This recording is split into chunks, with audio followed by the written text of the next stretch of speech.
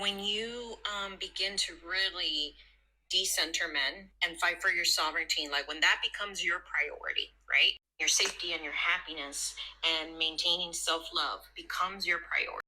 Giving men the benefit of the doubt is to your detriment. I love that video so much. It's tagged in my caption. This is such an important part of decentering men, if not the most important part, is stop giving them the benefit of the doubt. Now, as someone who's a survivor of many essays and stalking and domestic violence and schmash and all this other stuff, I have been groomed from the day since I was a child to give men the benefit of the doubt, because men who were supposed to be taking care of me were my abusers. So giving them the benefit of the doubt was critical to my survival. And so a critical part of my recovery and healing and unpacking patriarchy and white supremacy and capitalism and all the stuff that plays into it, because it's not just matriarchy, right? But the big part of that is to stop trusting men. If they have not worked hard to earn your trust, they get none, because at every single turn, they prove that my interest is never even considered, that my safety, my feelings, my autonomy, none of it. So do not trust these men until you have seen through actions, consistency, and just proof, y'all, that they are worthy of your trust. Do not trust them, because they are our only predator. Now, I say that as a white woman. Men are my only predator. Now, women who are at other intersections have other predators, right? Like white people. But when it comes to men, particularly cishet men, I don't trust a single one of them until they have earned my trust. And that trust can be revoked at any moment. And I understand the same thing as a white person when I move through the world, that I do not deserve trust based on the history of my ancestors and just being white and how it still plays out. I have to earn that trust. So that is something, when I started to realize why I shouldn't be trusted, then I started realizing, why am I giving men trust when they don't earn it? They have done nothing to make themselves trustworthy. If you look at the long list of men who have either actively abused me or just throw me to the wolves or literally done nothing to help me, no man has ever saved me. Even when I was in a domestic violence situation, one of my best friends flew in from Alaska to New Mexico, and then her and a team of women got me out of that town safely. It was women. Women have always saved my life. Women. Now, women who center men, very dangerous. Very, very dangerous. Those women will put you in harm's way like that.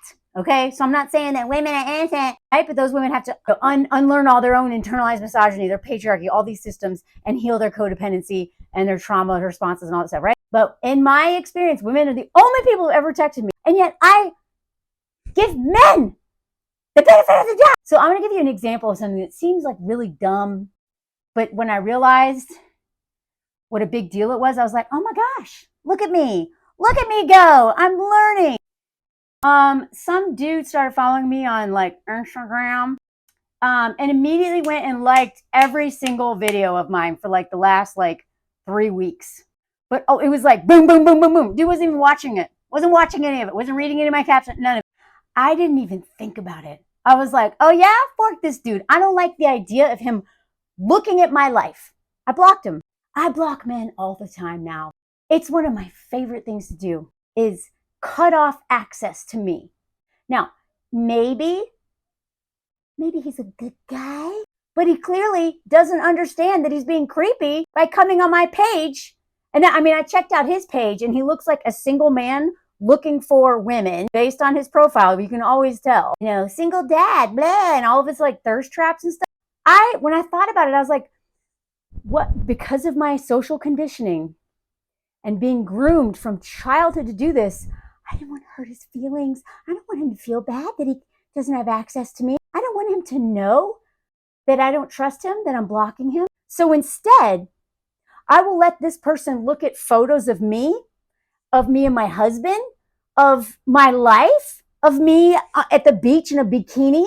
I'll let him read my words, watch my videos, see intimate parts of my life, because I share so much with y'all on here. And I know that like plenty of men are probably watching that stuff. But this man doesn't have any self-control, isn't thoughtful enough or self-aware enough to question, why would you go on a woman's page and just boom, boom, boom, boom, boom, boom, boom, boom, like. Don't do that. Makes me feel weird. And I'm going to center my own comfort over his comfort. And that has been the biggest part of my healing. Stop centering men's comfort or fear of their feeling uncomfortable, centering their shame over my own safety. Safety, y'all. That is what kept me in an abusive relationship. I was so worried about what was going to happen to him that I literally put my life on the line. I centered this man and what I thought he needed, which none of that's actually healthy. All that did was enable his violence, which is not good for him either. But I centered his feelings, his shame, his la, fill in the blank over my own safety, peace, health. I was dying, y'all. I had a throat infection. My nervous system was shot. I ended up in the emergency room because I couldn't even drink water. I was breaking out in hives every time this man got near me because he'd raped me. And yet I was like, but what about him? Is he going to be okay? Not. Who cares? I hope he's not okay. Because maybe he'll realize I need to change, which he probably never will. I honestly think that dude's too far gone. And I think most people can change, but some of them, I don't even know. It would be a miracle. I have centered my hope in men, my desperate need for men to be good, my delusions around men, all of that and men's feelings over my own safety, security, happiness, pleasure, literally everything, y'all. And it almost got me, stop giving men the benefit of the doubt. Especially if you come from any kind of abuse, even if it wasn't from a man, you can still play out your mom issues or whoever did something to you. We can still play that out with men under patriarchy because this stuff comes out in our relationship. And then patriarchy already has a system of power built into it that sets women up to be exploited unless they find a true partner who's also dismantling this stuff and unlearning this stuff. When I go back and I look at my life and I think of all the times I was in so much danger, all the times that I got hurt. Now, I'm not saying this to victim blame myself, okay? Let me be really clear about that. But when I go back, because this is actually empowering to realize instead of feeling like a sitting duck, right? Like, oh, well, I give up. I guess people are just going to hurt me whenever they want. Like, that's not hopeful to me. So when I went back and I looked at every single time that I've been hurt by men, when I look back at what was the common denominator, giving them the benefit of the doubt, hoping they would be safe, centering their possible shame over me rejecting them or me just basically wanting so badly to believe that there's got to be at least one decent man. And in doing so, I ended up trusting all the wrong people. And here's the kicker. The people who were truly safe, the people who would never hurt me on purpose, especially. Those are the people that I set hard boundaries around and kept at arm's length. The irony of that, of having all this armor on around people who I truly could feel loved and safe with and trust, and yet take it all off around the biggest D-bags because I want so desperately for them to prove me wrong and for me to believe that men can be good. And so I gave them the benefit of the doubt. I know so many great men. I'm married to a great man.